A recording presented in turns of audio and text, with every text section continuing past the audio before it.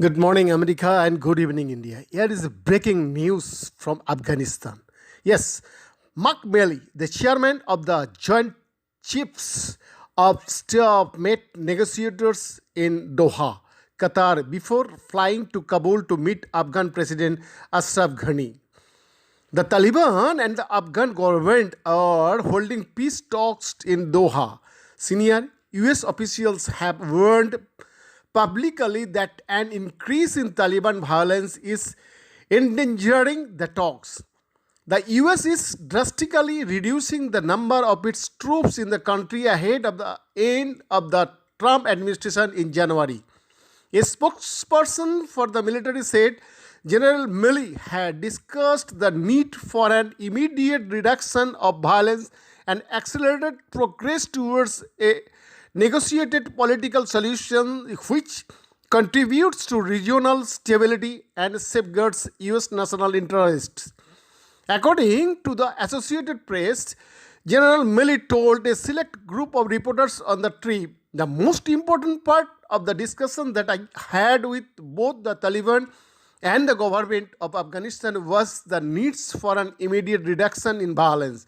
Everything else hinges on that." It was General Milley's second unannounced meeting with the Taliban's negotiating team. Following a first meeting in June, also in Doha, both meetings were kept off the record until Thursday. US officials have accused the Taliban of stepping up attacks on Afghan security forces as well as other civilian targets. Even as the group's negotiators meet government officials in Doha, earlier this week, a deputy governor of Kabul was killed by a so-called sticky bomb attached to his car, security official says. Army General Scott Miller, the most senior commander of US and coalition forces in Afghanistan, told APE the attacks were jeopardizing the peace progress. The higher the violence, the higher the risks, he said, as well as attacking security forces. The Taliban has been accused of assassinating human rights advocates, journalists, and other civilians. Among them was Afghan radio journalist Alias Daya, who was killed last month also by a sticky bomb.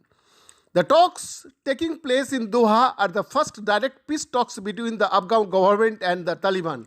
After decades of violent conflict, they follow a deal between the US and the Taliban in February in which the US pledged to withdraw all its troops from Afghanistan by next summer if the Taliban ensured groups including Al-Qaeda were not able to use Afghan territory to plot international attacks.